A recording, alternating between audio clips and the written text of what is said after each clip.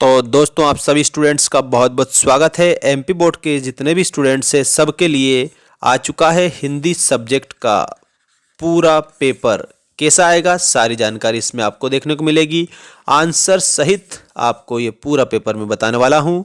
सभी बच्चों को चैनल को सब्सक्राइब करके रखना है। आज हिंदी सब्जेक्ट का पूरा पेपर कंप्लीट सॉल्यूशन सहित आपको हम बता रहे हैं।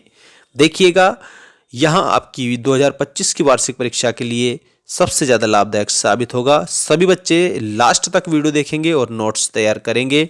वैसे आप लोगों के लिए हमारे मेंस एजुकेशन ऐप पर सारे हिंदी के नोट्स अवेलेबल है।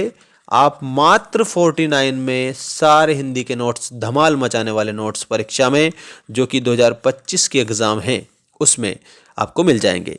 लिंक हमने डिस्क्रिप्शन में दे दी है। ऐप जरूर आप इंस्टॉल करेंगे सभी बच्चे, ठीक है। ये देखिएगा, पहला क्वेश्चन सही विकल्प चयन कर लिखिए में।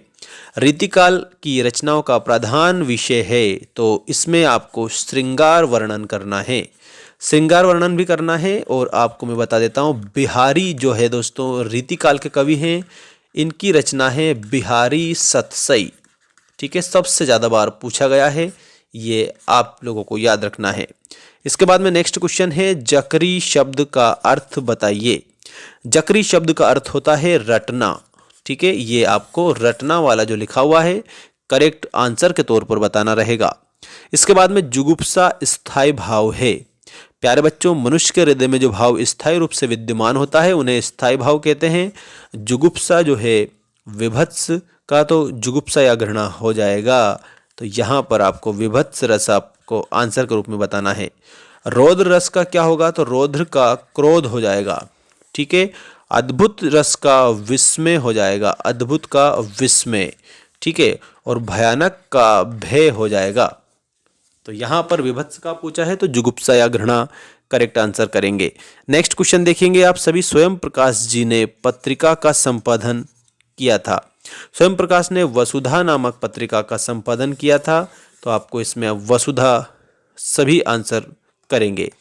इसके बाद में देखिएगा, जिस समास में प्रथम पद विशेषण और दूसरा पद विशेष्य होता है उसे कौन सा समास कहते हैं। विशेषण विशेष में आपका कर्मधारय समास हो जाएगा, ये करेक्ट आंसर के तौर पर, ठीक है।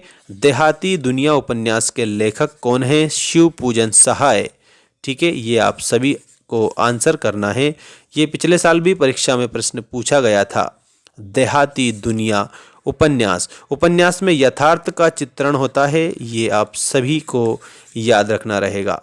अब हम जोड़ी से पहले रिक्त स्थान देखेंगे। ये आप देखिएगा, रिक्त स्थानों की पूर्ति कीजिए वाले क्वेश्चन आपकी स्क्रीन के सामने आ चुके हैं।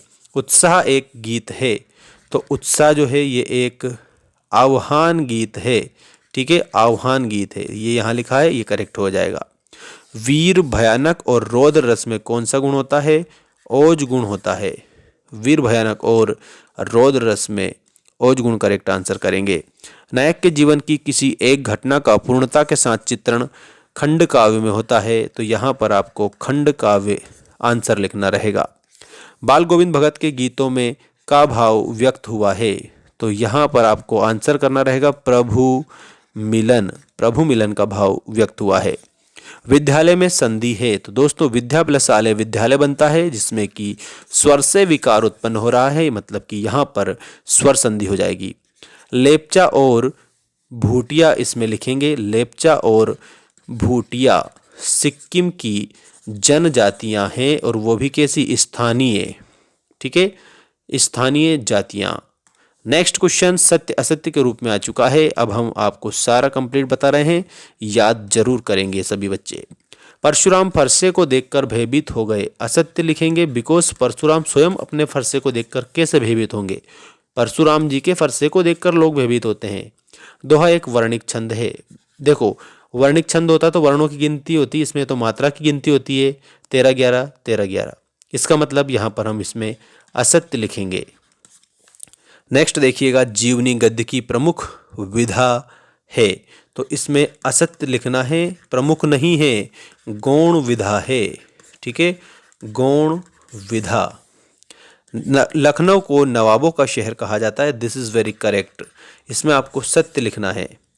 माँ बैठ नहीं सकती में भाववाच्य है, तो इसमें असत्य लिखना है, ठीक है, क्योंकि माँ से बैठा नहीं जाता, ये होता तब जाके इसमें भाववाच्य होता। कृतिकार के लिए अनुभव की अपेक्षा अनुभूति गहरी चीज है, ये आपको सत्य के रूप में बताना है, ठीक है। इस प्रकार से आप सही गलत कंप्लीट आंसर करेंगे। इसके बाद में देखिएगा सही जोड़ी मिलाइए वाला क्वेश्चन आपकी स्क्रीन के सामने आ चुका है। सभी बच्चे चैनल को सब्सक्राइब करेंगे और मेंस एजुकेशन ऐप इंस्टॉल जरूर करेंगे। लिंक हमने डिस्क्रिप्शन में दे दी है, तो आप लोगों को डिस्क्रिप्शन को चेक करके और लिंक से डायरेक्ट ऐप डाउनलोड कर लेना है। सही जोड़ी बनाइए में पहला क्वेश्चन युगधारा। युगधारा यहाँ पर आप सभी बच्चों को याद रखना है, इसमें नागार्जुन करेक्ट आंसर हो जाएगा। उतान का मतलब होता है पीठ के बल बैठना, लेटना, ठीक है।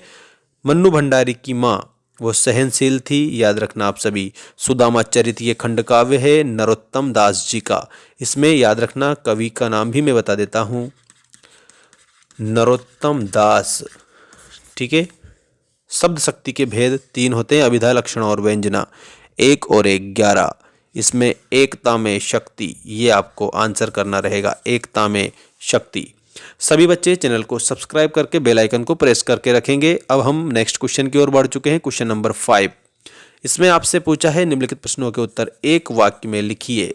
पहला क्वेश्चन ये रहा, जयशंकर प्रसाद की आत्मकथ्य कविता किस पत्रिका में प्रकाशित हुई थी?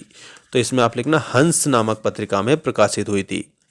घेर घेर घोर गगन पंक्ति में प्रयुक्त अलंकार है अनुप्रास, अनुप्रास, ठीक है। और घेर घेर ये 2 शब्द है, पुनः उक्ति हुई है, पुनरुक्ति प्रकाश अलंकार। जिसे घा वर्ण की अगर आवृत्ति देखें तो अनुप्रास है, और ये दोनों शब्द अगर हम देखते हैं घेर घेर तो इसमें पुनरुक्ति प्रकाश है, तो पहले हम पुनरुक्ति प्रकाश ही लिखेंगे, पुनरुक्ति प्रकाश, ठीक है, पुनरुक्ति प्रकाश। शास्त्रों में काशी किस नाम से प्रतिष्ठित है? दोस्तों यहाँ जो शास्त्रों में काशी को आनंद कानन कहा गया है, ये मैं नोट कर रहा हूँ, आप सभी बच्चों को याद रखना है, ठीक है। आनंद कानन ऐसे लिखेंगे आप, आनंद कानन, ठीक है। एक से अधिक अर्थ देने वाले शब्द क्या कहलाते हैं? तो उनको अनेकार्थी शब्द कहेंगे, ठीक है, अनेकार्थी शब्द। जितेन नार्गे ने खेदुम में किसका निवास स्थान बताया है? देवी देवताओं का, ठीक है, आंसर आप लिखेंगे देवी देवताओं का। लेखक अज्ञेय अपनी अभ्यंतर व्यवस्था को किस प्रकार पहचान पाता है? तो याद रखना लिखकर पहचान पाता है, लिखकर ही लेखक अपनी अभ्यंतर व्यवस्था को पहचान पाता है। अभ्यंतर का मतलब होता है भीतर की, भीतर की, ठीक है, विवशता, उसको अभ्यंतर व्यवस्था बोला जाता है, जिसको लेखक लिखकर ही पहचान पाता है। अब हम आप लोगों को नेक्स्ट वीडियो में मिलेंगे। धन्यवाद, जय हिंद, वंदे मातरम।